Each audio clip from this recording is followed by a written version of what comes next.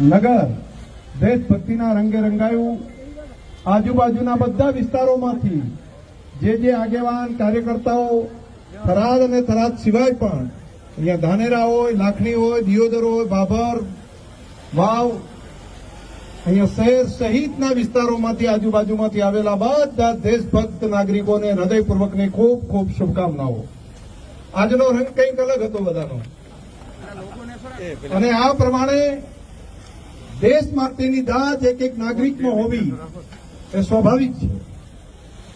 દેશ માટે બલિવેદી ઉપર ચડવાવાળા એ ક્રાંતિકારી વીરો હોય, એ દેશ માટે આઝાદી માટે સામી છાતીએ ગોળીઓ ખાધી હોય તેવા દેશભક્તો હોય, બધાને યાદ કરવા માટેનો પણ આ દિવસ।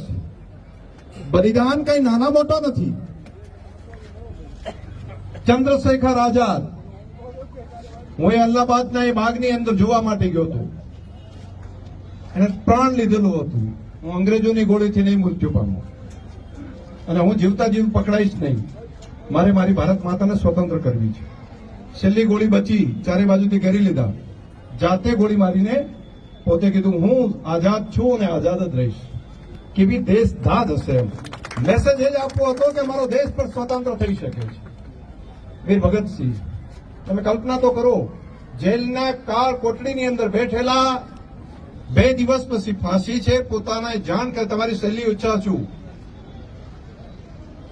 આ પુસ્તક પહેલા એક વખત એમના મા એમને મળવા આવે છે, અને મા મળી અને જયારે એ જેલના સળિયાની અંદર છે, મા બહાર છે, હાથમાં હાથ નાખીને કહે છે, બેટા આથી 3જા દિવસનો જયારે સૂર્ય ઉગશે ત્યારે તું આ ધરતી ઉપર નહીં હોય, એમ કરીને મા રડે છે।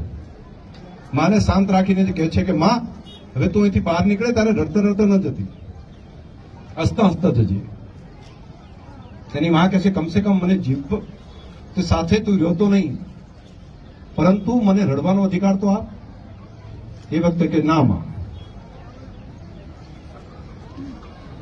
મેં તો કંઈ કરી નથી શક્યો તારા માટે, મોટી માતા ભારત માતા માટે કરીને તારી સેવા હું નથી કરી શક્યો, પરંતુ મોટી માતા ભારત માતા છે, ભારત માતા માટે હજુ તારા ભગત જેવા અનેક વીર રત્નોને બલિવેદી ઉપર ચડવું પડશે। અને જો માં તું અહીંથી રડતા રડતા નીકળીશ તો કોઈ માં પોતાના દીકરાને દેશ માટે બલિવેદી ઉપર ચડવા માટે નહીં મૂકે, એટલા માટે કરીને તું રડતી નહીં। કેમ? હજુ મારા એકલાના બલિદાનના કારણે ભારત માતા આઝાદ નહીં થાય, સ્વતંત્ર નહીં થાય, તો હસતા હસતા નીકળતી। અને ઇતિહાસ સાક્ષી છે કે ભગતસિંહના માતા જેલમાંથી મળીને નીકળ્યા, એમને પૂછ્યું તમારી શું પ્રતિક્રિયા છે, અને એ વખતે કહે છે કે મારી પાસે ભગતસિંહ એક જ છે, જો મારી પાસે 7 હોત ને તો 7 ભારત માતા માટે બલિવેદી ઉપર આપી દે, દેશભક્તિ માટે આપી।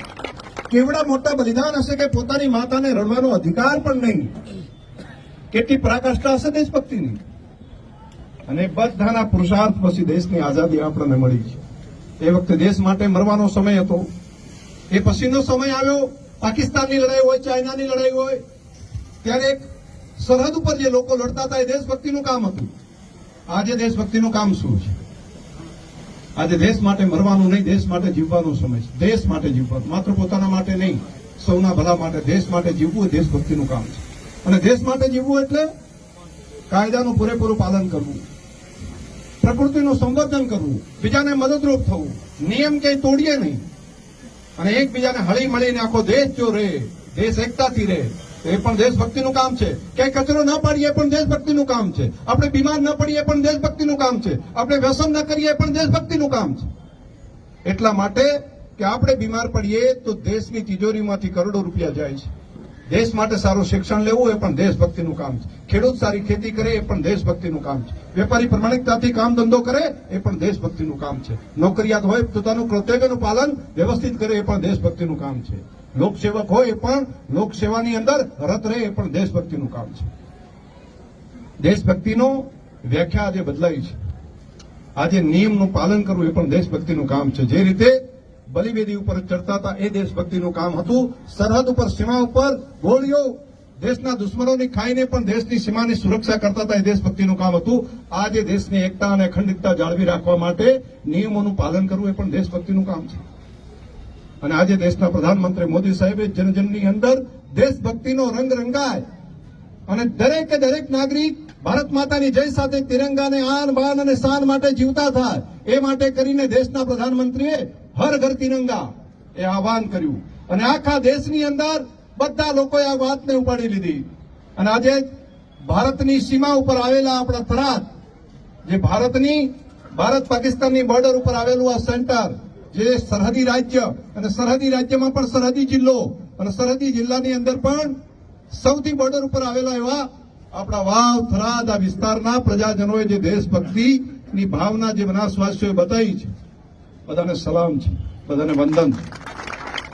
આપ સૌને પણ મારી પ્રાર્થના છે કે આપણે બધા પણ કમસે કમ આજના દિવસે સંકલ્પ કરીએ કે દેશ માટે આપણે જીવશું. દેશની રાષ્ટ્રીય સંપત્તિને ક્યારે નુકસાન નહીં કરીએ.